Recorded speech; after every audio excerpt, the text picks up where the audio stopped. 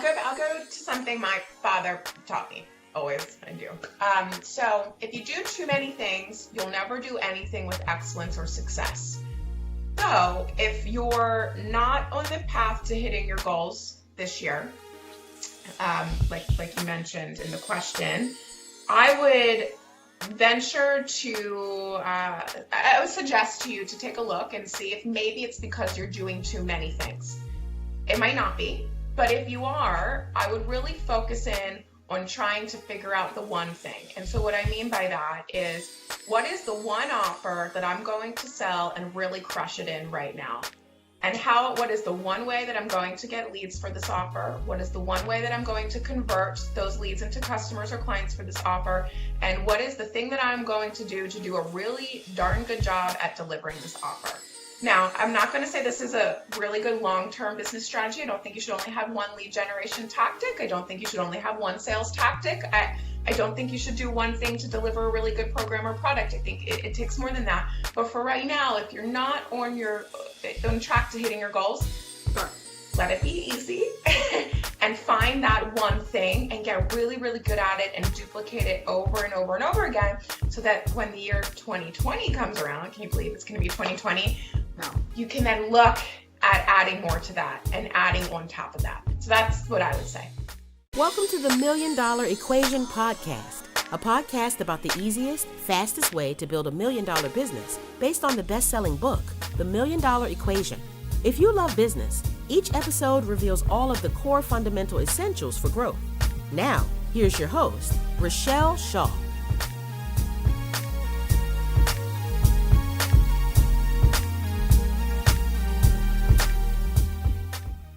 Yay. So I'm back. I know I say this every session, but it really is the truth, because this whole summit was about just getting together my friends, people who have been important in my life, people who have been instrumental in my life, so that I could come and share them with the world and all of their talents, because I've known her since she was little, right? She was a little, coming to the events, and we would see her walking around, and her parents, I just loved them to pieces. Her father changed my life. It makes me cry. I can't even, oh my gosh, I can't believe that this is happening, that I'm really going to cry. I'm not going to cry. But there were so many times when I was overwhelmed, and he would just kind of go, really, Richelle, what are you talking about? And get me back on track. And probably my most favorite event ever was speaking at his outrageous events, because people know you and they all feel the same about your dad. But I just want to, in her own right, she is a badass copywriter. She's a badass chick, and I love women like that. My friend, Mara Glazer. Yay! Hi. I'm so excited to be here participating in the summit. Thank you. So Mara, introduce yourself to the group. 2-3 minutes. Not everything that you've done, but help them fall in love with you how I have. Oh, thank you. Well, my name is Mara Glazer. I'm known to many as the world's best female direct response copywriter. Yeah. I was trained by my father. His name is Bill Glazer. Yeah. And he owned a business called Glazer-Kennedy Insider Circle. He built that into the largest provider of marketing and money-making information for small business owners around the globe. And I'm very, very grateful that I was able to work under him, under his wing, for 3 years and really get a great foundation for copywriting, business, marketing. It was really the stepping stone to where I am today. Yeah. Well, and it's so funny. And I think about like the first video interview that I did. I don't think I was on TV yet, but it was when I won Marketer of the Year and Women Marketer of the Year, and Mara interviewed me, right? So I had like half of lashes on this lash and half of it was on the other one. And I was like, oh my gosh, and I was so nervous. But she's like, Richelle, can we just interview? And she's like so mellow all the time. Like I'm like on 10 bouncing off the walls, and she's always just, hi, how are you? Let's just interview you, right? She's so slow. And I'm all the time. Very first. That's why we love you, Richelle. Oh, thank you. But it was so great. It was so fun. And since then, like I went, this girl has got something. Like she really like gets it really young, which I used to be the young one, and so I can recognize it. Like, I see it very clearly. Why don't you talk to them about some just basics in copy and where people make mistakes when they're trying to write copy for events or even for just a product and try to sell it. What do you think, like, some of the mistakes are? Yeah, well, first of all, thank you for still calling me young. People have stopped calling me that these days. I got into my mid-30s, so thank you for that. So the mistakes I think people are making right now, the one is that they're trying to be too businessy with their audience, and they're not talking to them as if they're talking to a friend or somebody that they know and that they love. The reason I say this is, think about when you wake up in the morning and you look into your email inbox every morning, and there are a bajillion emails in there, and like, which ones do you open first? I don't know about you, but for me, it's the ones from my parents, it's the ones from my friends, and the ones from like the people that I really love and care in my life. Yeah. And so when you are approaching copywriting and not being like that, that's why your emails aren't getting opened. That's why nobody's listening to your message. And so you can just imagine somebody in your audience that you would want to hang out with and write to that person. You'll start to see that your copywriting will start to convert a lot better. So that's the biggest mistake that I see. I would say another mistake that I'm really seeing right now is people just not even trying. Copy is so important if you have an online business or an offline business. And I've heard so many people say, well, I can't write, I suck at it, so I'm just not going to do it. And I used to suck at it too. In fact, Richelle, I don't know if you know this, but my high school English teacher told me that I didn't have the skills that I needed to be successful and I should leave and go and find another school. So if I can do this, you can do it too. When you were born, you were simple. You could cry, you could sleep, and you could poop, and that was it. And everything else that you've learned to do in your life has been exactly that. It's been learned. Yeah. You've learned to walk, talk, text, tweet, and you can also learn to write really great copy if you want to, or do anything if you want to. So those I think are like the two of the biggest mistakes I see right now that are pretty broad and could kind of cover everybody. No, but I know that the folks that, I had one gal, we were talking about a long form sales letter in my local meeting when I used to teach it here. And she goes, well, I'm a teacher, and so I write concisely. And I said, well, writing a long form doesn't mean that it's verbose, that it's not concise. It's really answering questions that people have in their head and making sure that it's complete. And so one of the things that your father definitely taught me about writing copy is that, look, it doesn't matter how long it is. It's about answering the question. We're not, if you can answer it in 2 sentences, then do that. But make sure that you take your prospect from the beginning to the end. And so, of course, how would you, what's your process? I'm like, da-da-da-da-da. But what is your process in writing? How do you start writing for a customer? Is it that you have to get in to figure them out, talk like them, or how is it? So the first thing I would say is I never take on a project where I don't believe in the product or the service or the offer. If it's something that I wouldn't buy for myself or something that I just couldn't feel connected to, I don't write about it because I can't. It wouldn't convert and it wouldn't be fair. So that's the first thing.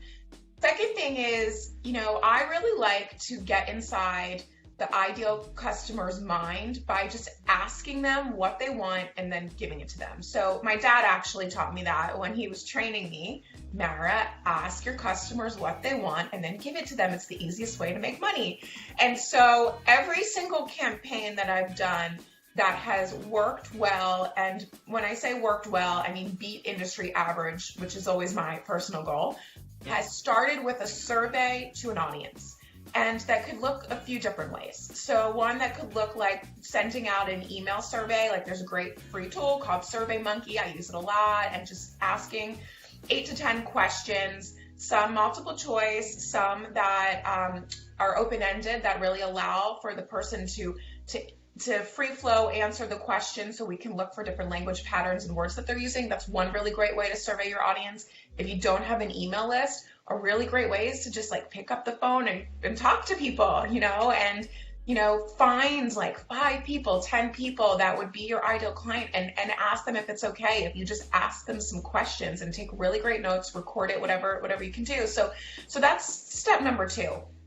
The third thing, Richelle, I've never had anyone ask me this before, so I'm really having to like really think about my process right now. But the third thing is I map out what I call copy choreography.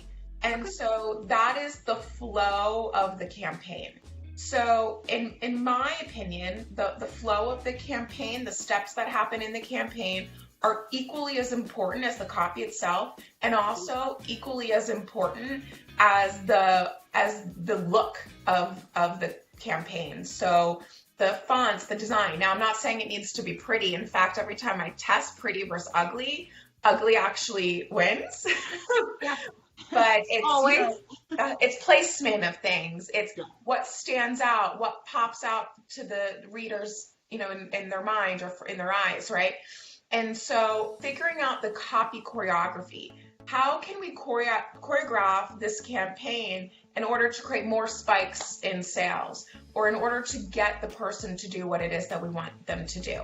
I've never heard that before. Never heard that before. That's fascinating. So tell me about, so then before you start writing copy that there's going to be a sales letter, 2 emails, a video. Is that what you're talking about? Yeah, so I'm just sitting here right now, I'll just show you, I do these hand-drawn maps. I have literally a whole desk full. Oh, I love it. All these hand-drawn maps of everything that's going in the sequence, and what each email is going to be about, what the theme is of each video, what the theme is of every sales page, and all of that. And also here's a thing to consider.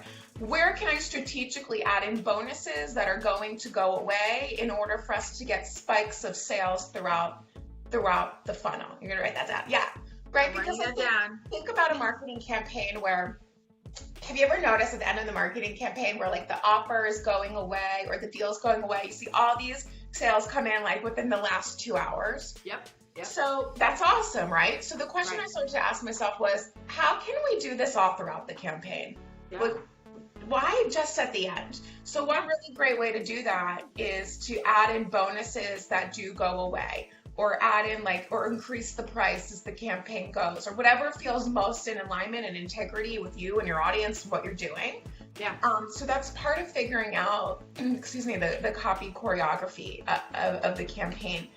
When we work with our clients at our copywriting agency, I don't just talk to them about the copy. We create the campaign together because I have to, if I want it to do well. So step 3 would be copy choreography.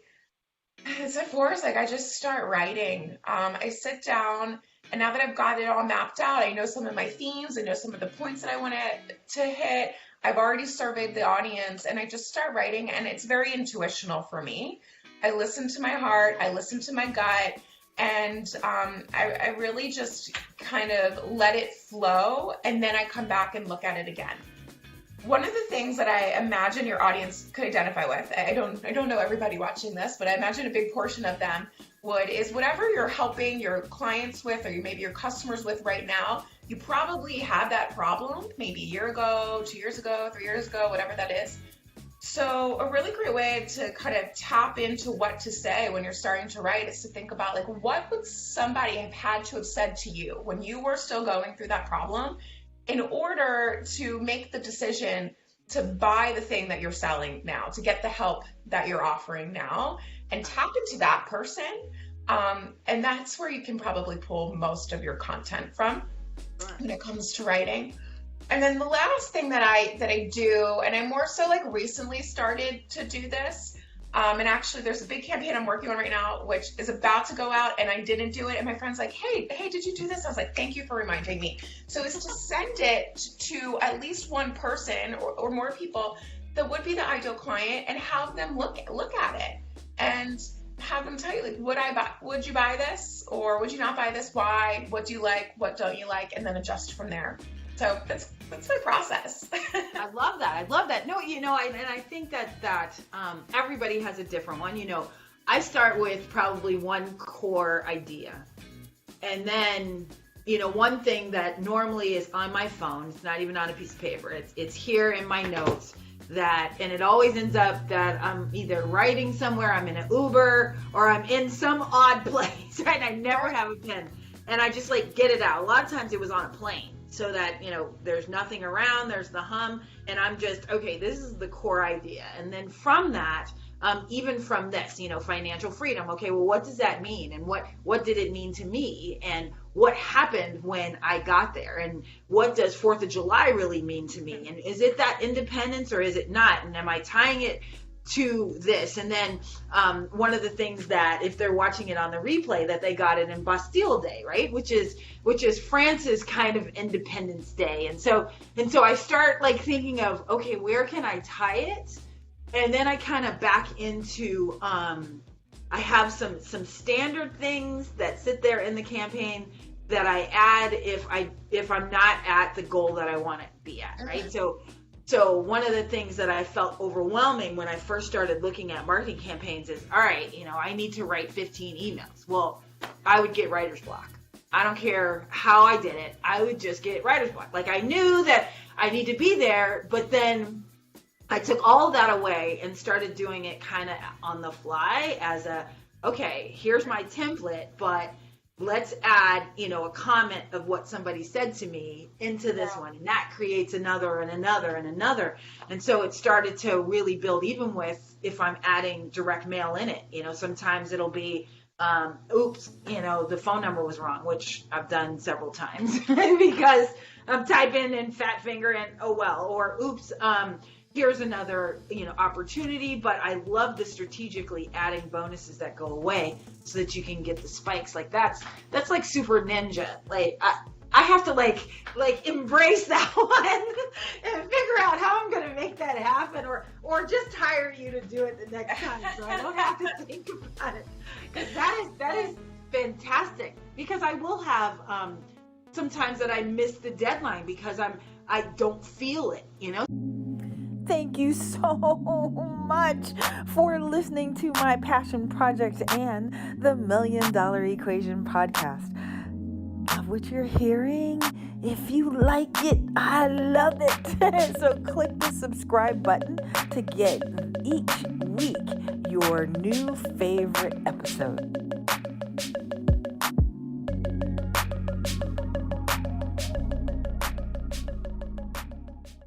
So how do you ever get writer's block?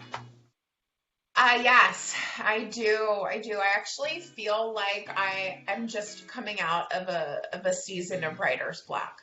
Yep. Sometimes I write so much that I just can't do it anymore. Yep.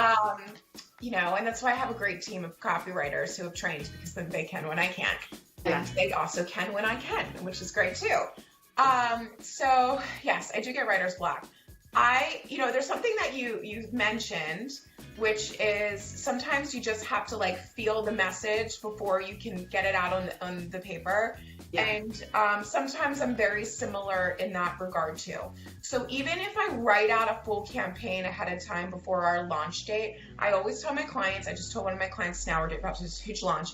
I said to him, listen, if we're going to do this project together, we have to have a deal. And this deal is that when we are live, if I get some sort of intuitional download about some message that needs to be sent out, and that might even look like once or twice a day, that you're going to agree that we send those messages out. And it sounds very woo-woo. I live in LA now, so I have an excuse to be woo-woo. but sometimes you just get that feeling. Yeah. Or whatever that is. And you just know what needs to be said in order to make the sale. Yeah. And so I would follow that instinct and do it. When it comes to getting writer's block, like how do I get myself out of the writer's block, is I usually just try to step away. So it's hard when you feel like I've got all these deadlines, I need to get all this stuff done. I don't have 4 hours or a day to not be in the office. But you also can't afford not to step away, because if you don't create this campaign, it's never going to go out. So take a hike, go do whatever you want to do. I don't know. We all play beer. I love beer pong. Play beer pong. Whatever. Go visit Richelle in Vegas. Whatever whatever that is, step away for a day and give yourself the opportunity to recharge. And then you'll come back the next day and hopefully have some ideas. Like, just like you, I write ideas on my phone when I have them. There's been moments for me when I've woken up in the middle of the night with the copy, with the angle, and I put it on notes on my phone. So go about your day, have some fun, relax. If that comes to you, put it on your phone and then get back to your computer and get to work. Yeah, that's it's in addition to that, I also have like one of the things that your dad's partner, Dan Kennedy, used to tell us about is that we need to write every day, right? And I'm like, that it just doesn't come to me every day. So that was so painful that I've tried to create that muscle. I've tried to do that, and it just didn't work for me. And I found that, especially now that I'm a little older and I'm of a particular age, and sometimes my brain kind of, forgets things, that when I'm in it, I have to finish. Like, I have to stay in it and with the flow. Like, I can't write the outline and then come back to it. That just doesn't work, because I'll say, what was I thinking when I said this right here? I don't know. So I almost have to get it all out and like tell everybody to go away and just give me another 20 minutes, another hour, just to map it all out, so then I can fill in those pieces and go back and make sure I have double readership path and all of those things that make it work. But man, it's like painful to me. I mean, it's so painful. I was a history major. I've written 4 books, but man, for some reason, when it's time to like really, and maybe it's just selling me, you know what I mean? And communicating, that might be the challenge too. So any advice to like DIYers out there? What would you suggest that they do? Yeah, well, so you said it's a challenge for you to sit down and get to writing. But one thing I know about you, Richelle, is it is not a challenge for you to speak. So what you could consider doing is audio recording the email, and then using some sort of app or something like that will transcribe it, and then go through the transcription of that in order to kind of put all the pieces in place, add in the calls to action or whatever it is that you feel like it needs in order to send it out. I would just play to your strengths. There's this Gary Vaynerchuk quote. Oh God, I think I'm going to butcher it, but it's something like, like, forget your weaknesses and double down on your strengths. We live in a coaching world where everyone's trying to fix you, and like, stop trying to be fixed, just double down on what you're good at. So if you're really good at speaking, speak it and then turn it into an email or whatever that is. Or if you're really great at video, send out a video via email, like you can make this work for you. I love that. See, because you're giving me permission to just do whatever, right? Which is, I think, what everybody wants anyway, just permission to just be you. And that's, out of all of the best advice I probably have heard over the years, it was just be you. I stopped trying to be everybody else because I can't be them. I stopped trying to be Dan. I stopped trying to be your dad. It's like me being Dan Kennedy isn't that fun. But it was like, I just that's, as much as I admired him, I'm not him. And I think differently than him. And, I had built my $1 million business before I got there. So I was like, okay, maybe I've got something right. But I like just implementing what you do best. So one of the guys that I interviewed for the summit said, hey, I'm thinking about doing a virtual summit, Richelle, but I've heard that it's so difficult. And I'm like, really? Okay. I'm just going to do it the way that I like to do it. I'm going to talk to my friends. You know what I mean? Yeah. And I think it'll be great because you guys are funny and smart and intelligent and know how to, talk about your subject. And I'm not trying to talk to people who don't know their subject. So how could this be hard? And, was this hard? No, not at all. It's fun. We're having a good time. Exactly. So I think that people get in their brain that they have to do it a certain way. And you just gave them permission, just like you gave me permission. Just do it the way that feels good to you, because it's going to convey the right message. Would you agree? Yeah, for sure. I also, in another desk, in drawer number 2 over here, I have a little card that says, let it be easy. So right? How many times do we get in our head, think it's going to be hard, get overwhelmed and frustrated by it and all of this stuff, and then what if we just reminded ourselves, which is hard to do sometimes when you're in the moment, what if I just let this be easy? What would that look like? And then maybe the approach would be a little bit different, or maybe you would just feel better automatically just kind of thinking about that concept, or whatever that is for you and however that comes up for you. So, if it's writing copy and you feel frustrated about it, let it be easy. That could be doing the audio, that could be doing a video, that could be hiring a copywriter, that could, could be so many different things, whatever's right for you. Yeah, letting it be easy. So, wow. So what projects are you working on now that have been challenging? Or are you letting it be easy? Letting it be easy. Well, luckily I have a great team that makes my life a lot easier. But I'm a Virgo, so I like all the things how I like them. So the biggest challenge for me is always making things perfect and reminding myself to let it be easy. But so I'm working on a couple things. So one, my amazing father, who had a stroke a few years ago after he went through speech therapy for 2 years, decided that he was going to make a comeback and he was going to write a book and do an event and create courses and then write another book and now do more events. And he does not stop. Glazers never give up. It was the saying my dad had when I was growing up, and he has definitely, he lives that saying. So I'm helping him with that. That's one of the things that I'm doing these days. So we just created an amazing coaching program, just like the amazing coaching programs that I know you have too, Richelle. And this one's called Outrageous Marketers Alliance. And we're doing that alongside his book publisher, Rob Swesta, who you know as well. And so I've got that going on, which is really, really awesome. I have my copywriting agency as well. So I have a team of all female copywriters that when they come to me, they're amazing. And then I train them. My girls call it the Glazer taser. They say, Mara, you see everything. I train them to be extraordinary, and they really, really are. And so we work with either coaches and consultants or e-commerce based businesses. Most of our clients specifically sell their products and services to women, not all, but most do. And we help them sell more of their stuff.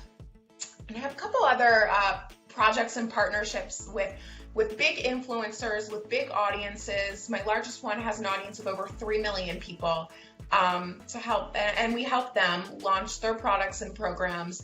And we do a little more than the copy with them. We actually build out the tech and run the operation for them. So that's what I'm working on right now. So yeah, that's lots of stuff. That's exciting. And as a young entrepreneur, because you did start very young, right? Like, what made you know that you wanted to be an entrepreneur? Because I used to get this question all the time, and so I'm anxious to hear how you answer it. Like, how did you know? Yeah, so something actually happened to me which made me realize I needed to be an entrepreneur. So in 2003, I actually had my spine fused for scoliosis surgery. And then 5 years later, because of a stressful job that I was in New York City at the time, and also because of some of the apparatus in my back, I actually ended up tearing my spine, and I couldn't walk for 3 months. And in that moment, I just knew that I couldn't have a 9-to-5 job anymore. And I just couldn't work for someone else anymore, because I just needed that freedom to be able to take care of myself when I needed to. And so it was really that. And luckily, I had a father and a mother. My mom will say she's not entrepreneurial, but we all know the truth. My mom ran a company. Yes. My mom positioned it for sale. My mom ran the show. So I had entrepreneurial parents, and so they were great role models for me and really great encouragers for me, right? And I'm lucky to have had that, but that was what happened. And that's how I knew. But I do remember actually from a young age creating crafts and trying to sell them. I used to put these little, I grew up in Baltimore, Maryland, and there's this area called Reading, Pennsylvania, where there's all these different outlet shops and stuff. So I used to put together these like weekend events and like sell my friends' parents on like paying for their hotel and transportation for chaperones to take us up there for the weekend. So stuff like that. So like it was really in my core the whole time, but it was that thing that happened that made me know. Oh my gosh, that's awesome. See, I wish I was like that. I wasn't anything. I just was so defiant that it was like, ooh, I can't work for anybody. I was that kid that just all the time, but I was super smart, so they couldn't really, like, they just would giggle, you know, they go, oh, it's Richelle, you know, and just shake their heads. And so I'm like you now. I can't work for anybody either. My dad actually says, Mara, I don't know. So he's like, Mara, I don't know who works for who. Do you work for me or do I work for you? I love it. Well, I'm trying to, you know, people ask me, well, what about your daughter? You know, is she entrepreneur? I'm like, I don't know. Like, I don't think that's, I'm not sure. Like, you know, sometimes she loves real estate. So, one of my former clients does flipping, and so she wants to flip her first property. So we're going to go and find a little condo somewhere, you know, a 30,000, you know, nothing over 25, 30 grand, you know what I mean? And like, and see if she can flip it and do that. But I bet she can. That's amazing. I don't know. It should be interesting because you know, she's still asleep and it's noon. So, you know, you don't know till you try, right? Like, girl, I've tried everything. So to try to figure out what I wanted to do, I've tried it all. Yeah. You don't know until you try it. So let's let her try and see. I'm sure she'll do great. She's got you as her guide. We'll see how that is. Hey, MD Nation. Can't get enough? Can't get enough? Hey, I've got another free training that I'd love for you to see. How to add another million this year. You can watch it for free by going to www.627figures.com. The number 6, T-O, the number 7, figures.com. You will see the 3 easiest things you can do in your business right now to get to the million faster. It's my favorite thing to do is to teach and train, so you can go and hang out, have some fun, and learn some stuff from me. Go to 627figures.com.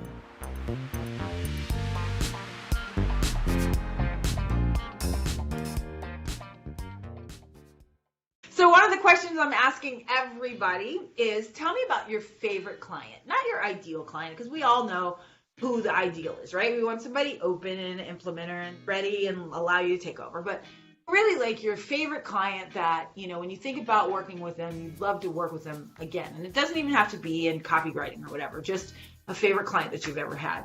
Tell me about them.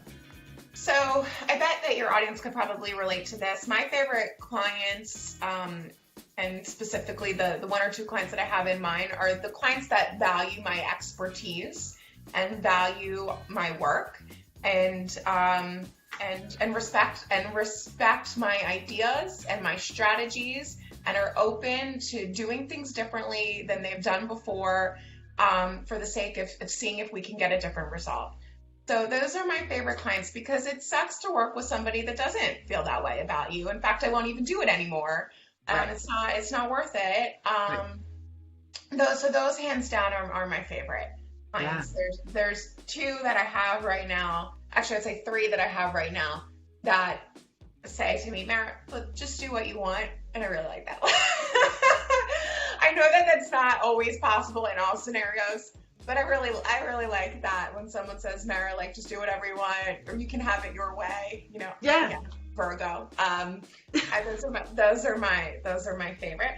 I will also say the one thing that I really like about working with my dad. So, like, I guess my dad's my client in a way. Yeah.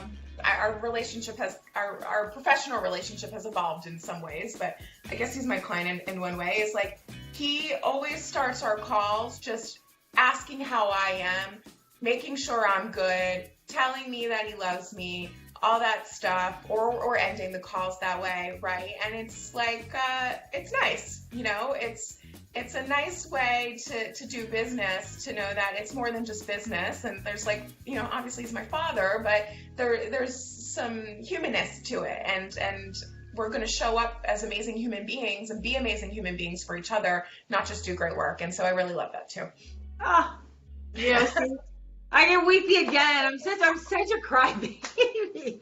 But I love to hear that, because you know what? I will tell you that every time that he's seen me, he always asks, "How are you?" Yeah. You know, he doesn't just, you know, he says the same thing. Now, he doesn't say "I love you" and all of that. But he definitely asks, you know, "Hey, and how can I help? And what do you need?" You know, which is, I think that's important. You know, he always talks about that, you know, entrepreneurship is the loneliest place, and we're the loneliest people on the planet, you know, because we're kind of stuck in this thing of constantly, you know, projecting and then also, you know, not telling, you know, all the bad stuff, just showing all the good stuff.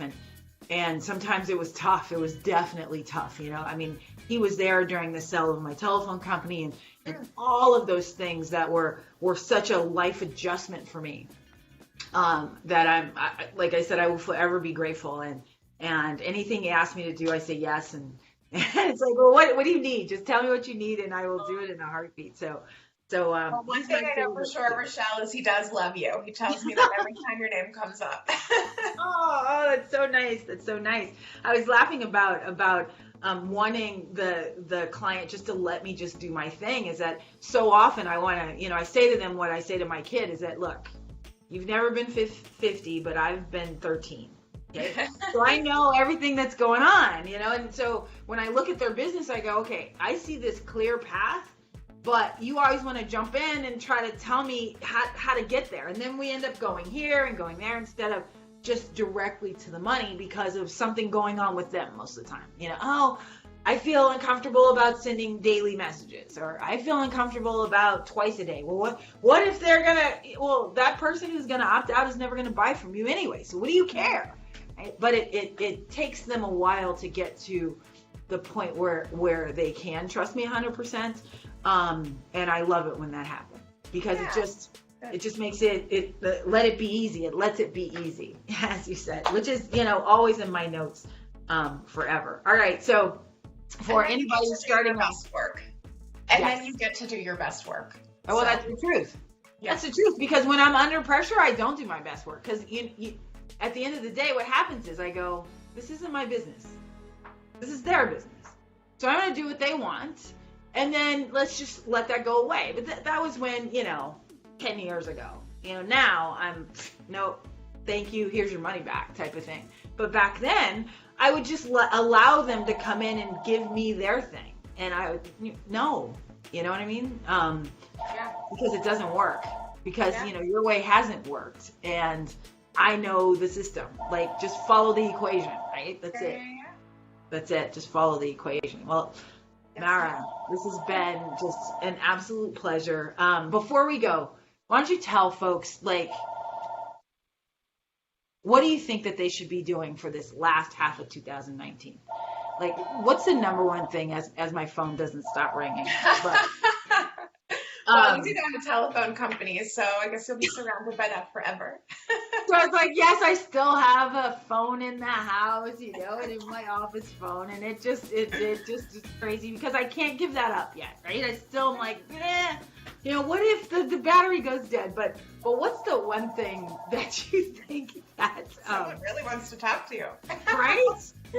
For 2019, what do you think that they can do? Whatever time that they're watching this, what do you think that they can do to just truly crush it? So I'll go to something my father taught me. Always, I do. So if you do too many things, you'll never do anything with excellence or success. So if you're not on the path to hitting your goals this year, like you mentioned in the question, I would venture to, I would suggest to you to take a look and see if maybe it's because you're doing too many things. It might not be. But if you are, I would really focus in on trying to figure out the one thing. And so what I mean by that is, what is the one offer that I'm going to sell and really crush it in right now? And what is the one way that I'm going to get leads for this offer? What is the one way that I'm going to convert those leads into customers or clients for this offer? And what is the thing that I'm going to do a really darn good job at delivering this offer? Now, I'm not going to say this is a really good long-term business strategy. I don't think you should only have one lead generation tactic. I don't think you should only have one sales tactic. I don't think you should do one thing to deliver a really good program or product. I think it takes more than that. But for right now, if you're not on track to hitting your goals, Sure. let it be easy and find that one thing and get really, really good at it and duplicate it over and over and over again so that when the year 2020 comes around, can you believe it's going to be 2020? No. You can then look at adding more to that and adding on top of that. So that's what I would say. I love it. I absolutely love it. I love it, and I love you, and I thank you so much, and I'm grateful, forever grateful that you made the time that we could come and spend some time together, and hopefully it won't be so long, right? But I'm sure I'll see you at a Glazer event or an outrageous event soon, so that we can catch up then. I would love that. Thank you so much for having me. I had a blast talking to you as always, and I'm excited for your summit and for everyone to hear all of the interviews. Yay, yay, yay. Thanks so much.